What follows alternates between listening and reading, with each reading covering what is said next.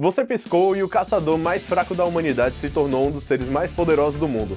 Solo Leveling não é apenas um anime como outro qualquer, é um fenômeno. E se eu te dissesse que na terceira temporada pode mudar tudo?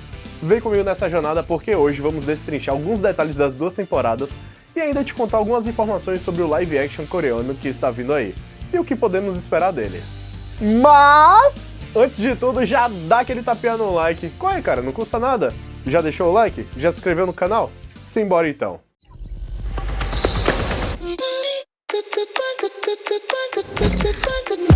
Fala comigo, meus lindos, minhas lindas, como vocês estão? Eu sou o Lucas Apoena e hoje, se você não sabe o que é Solo Leveling, sinto em te dizer, mas você está perdendo algo incrível. No início do anime, Jin-Woo é chamado de o caçador mais fraco da humanidade. Essa frase define não só seu nível de poder, mas também seu status social dentro do universo dos caçadores. Ele é constantemente subestimado, quase morto em cada dungeon, e se torna alvo de pena por parte de seus colegas e até mesmo dos mais fracos. Mas o que torna interessante não é o clichê de o mais fraco que fica forte, e sim a forma como ele encara a dor. Ele não é ambicioso por poder. Ele só quer sobreviver e proteger sua mãe em coma e sua irmã que está terminando o ensino médio. Seu crescimento vem da necessidade e não da ganância. Sun Jin-Woo carrega nas costas o fardo de ser inútil não por escolha, mas por limitação imposta por seu rank.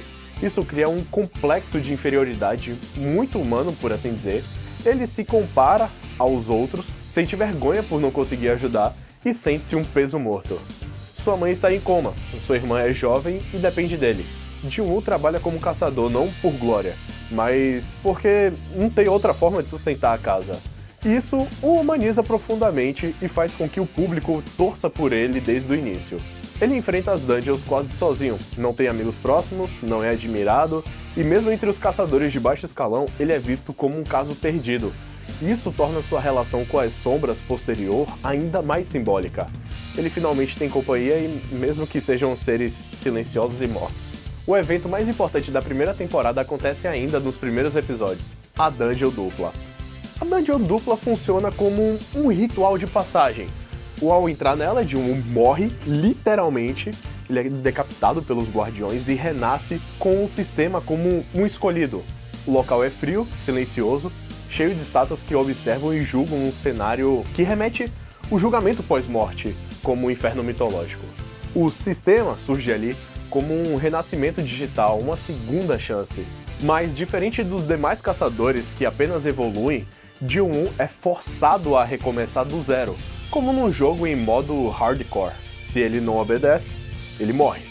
O sistema que surge após a Dungeon Dupla se apresenta como um RPG, missões diárias, ganho de experiência, pontos de habilidade. Mas não é só uma ferramenta de jogo, uma ferramenta narrativa poderosa que representa o controle externo e a necessidade de disciplina. Jin-Woo só sobrevive porque aceita obedecer. O sistema o força a sair da sua zona de conforto, a lutar contra monstros cada vez mais fortes e a arriscar. Ele se torna mais forte, mas também mais solitário e assustador. Uma leitura boa a se fazer do sistema é que ele pode ser interpretado como a mente de Jin-Woo, lidando com o trauma, um mecanismo de defesa que o isola emocionalmente para sobreviver ao mundo violento. É como se ele dissesse, se você quer viver, então cale seus sentimentos e obedeça.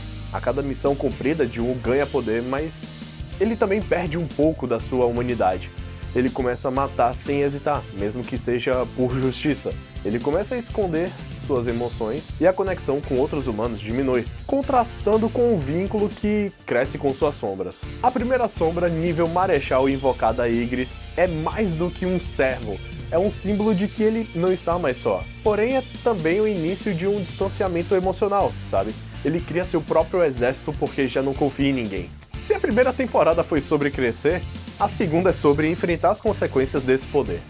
Jin-Woo agora não luta apenas por sobrevivência, mas pela balança do próprio mundo. E à medida que ele escala os degraus da força, os inimigos se tornam deuses. A batalha contra as formigas da Ilha Jeju é vendida à primeira vista como uma missão suicida contra monstros mutantes, mas há camadas escondidas nessa missão, como por exemplo a política entre as guildas, onde a Guilda dos Caçadores, dos coreanos, ela entra com um receio enquanto o Japão tenta tomar o controle da operação, mostrando a rivalidade velada entre os países. A manipulação internacional que os países tentam testar os limites de Jin-Woo usando o Jeju como palco para ver o monstro coreano em ação. A formiga rainha e o formigão alado têm instintos humanos. Eles não matam só por fome, mas com crueldade e inteligência predatória. Isso indica que há algo mais guiando essas criaturas, possivelmente os monarcas. Mas uma das melhores cenas é a chegada de Ji-woo na ilha Jeju. Ele chega sozinho e o silêncio mortal antes da carnificina não é só o salvador, é a personificação do medo para os inimigos. Os verdadeiros inimigos são os monarcas, que nada mais são do que entidades antigas, quase divinas, que representam a escuridão, a destruição e o caos. Eles não são caçadores nem monstros, são soberanos de dimensões. Eles vêm do mundo reverso ou uma dimensão dos monarcas, sabe? Uma realidade paralela que começa a se fundir com o mundo real conforme os portais se abrem. O que eles mais querem é erradicar os governantes e dominar o mundo dos humanos, usando receptáculos e monstros para desequilibrar o planeta antes da guerra final. Detalhe: cada monarca tem uma filosofia distinta.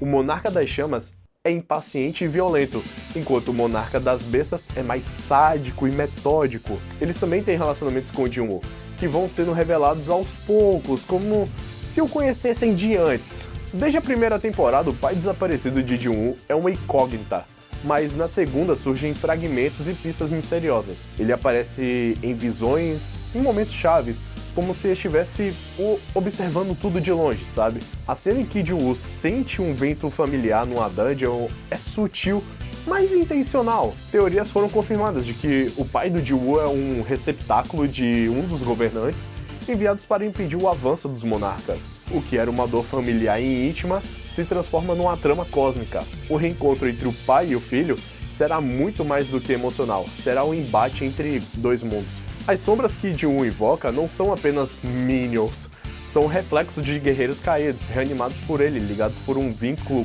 profundo.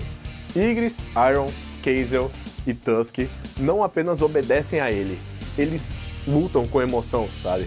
Em um episódio, Ygritte discretamente sorri após derrotar o inimigo, algo que o sistema não deveria permitir, levantando assim a teoria de que as sombras ainda mantêm traços da consciência original, especialmente as mais próximas de Ji-woo. No manhwa, é sugerido que Ygritte admirava Ji-woo antes mesmo de ser sua sombra, como se já reconhecesse algo nele. Teorias confirmadas: Ji-woo e o Rei das Sombras. Durante toda a temporada, pistas são jogadas, o sistema reagindo às emoções de Ji-woo. Ele vê visões do Trono Negro, monarcas o chamam de herdeiro mesmo antes da revelação. Ji-woo é o novo receptáculo do antigo Rei das Sombras. Ashborn é a entidade mais poderosa da Guerra Celestial. Isso explica o poder sem limites e a conexão com as sombras. No confronto contra o Monarca das Chamas, Ji-woo se ajoelha. Por um instante parece que ele se rende. O silêncio toma conta da tela, mas segundos depois tudo explode. Ele invoca um exército inteiro de sombras num dos momentos mais impactantes do anime. O gesto de ajoelhar representa o contraste entre humildade e supremacia. Ji-woo se apresenta frágil para enganar, apenas para revelar sua verdadeira natureza, o estrategista imbatível, o Rei das Sombras. Ajoelhar não faz um sinal de fraqueza, foi o primeiro passo de um checkmate. Se você achou que já viu o melhor de Solo Leveling, espere até saber da terceira temporada. Até agora, infelizmente, não houve um anúncio oficial da produção da terceira temporada por parte da Crunchyroll ou da A1 Pictures.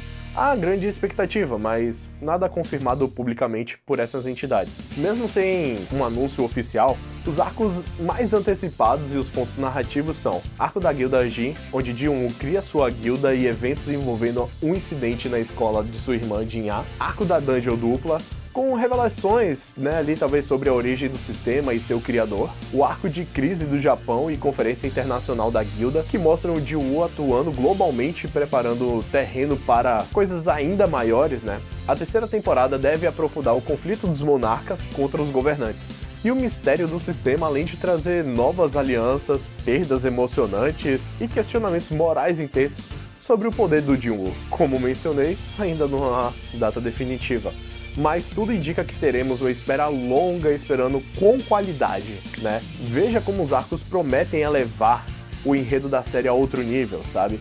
E após o teaser do live action, a pergunta que surge é: será que isso impacta o cronograma do anime? Com o anúncio do live action de Solo Leveling, temos muitos fãs elogiando o cast de Bayon Woo-seok, não sei como se pronuncia o nome desse cara, perdão, afirmando que ele é o lead perfeito para o estilo manhwa e que sua imagem visual casa com as expectativas dos leitores. O teaser oficial divulgado pela Crunchyroll mostrou sombras emergindo em uma estação de metrô, um visual realista e sombrio que agradou quem esperava fidelidade ao clima do webtoon. Mas como nem tudo são as mil maravilhas, há preocupações, né? Comunidades no Reddit e X expressam ceticismo quanto ao orçamento necessário para retratar as batalhas grandiosas e criaturas monstruosas da série, né? Um fã comentou ironicamente sobre a possibilidade de terem apenas 10 sombras com atores fantasiados, em vez de realmente um exército de sombras. A fidelidade ao design e atmosfera do original é vista como um ponto crítico. Se o CGI não for de alto nível, a produção pode parecer aquém dos padrões visuais do manhwa. Mas a produção envolve empresas grandes como Netflix, Kakao Entertainment e Sunai Pictures, o que sugere um orçamento robusto para CGI e direção de arte. Vários fãs destacam que o elenco coadjuvante, cenários e design de produção serão determinantes para o sucesso da adaptação. Especialistas alertam que adaptações anteriores, como One Piece, demonstram que sem um orçamento robusto é difícil manter a grandiosidade necessária ao material original. Dizem que encontrar o equilíbrio entre fantasia e realismo será crucial. Exagerar ou amenizar demais podem prejudicar a autenticidade da narrativa original. A combinação de novos visuais sombrios, expectativa alta com Bayon no papel principal e a promessa de alta qualidade no visual causou empolgação. Ao mesmo tempo, cresce o receio de que cortes de orçamento, má gestão de efeitos especiais e escolhas narrativas possam diluir o que tornou Solo Leveling visualmente marcante e emocionante. Mas e aí? O que podemos esperar? Uma possível abordagem madura e mais realista com foco na psicologia do protagonista, ambientação urbana sombria e uma progressão lenta até as grandes batalhas? Se os efeitos visuais estiverem à altura, pode ser uma das adaptações live action de anime mais bem-sucedidas da Netflix. E você? O que espera da terceira temporada? E o que aguarda do live action? Deixa aí nos comentários e até o próximo vídeo.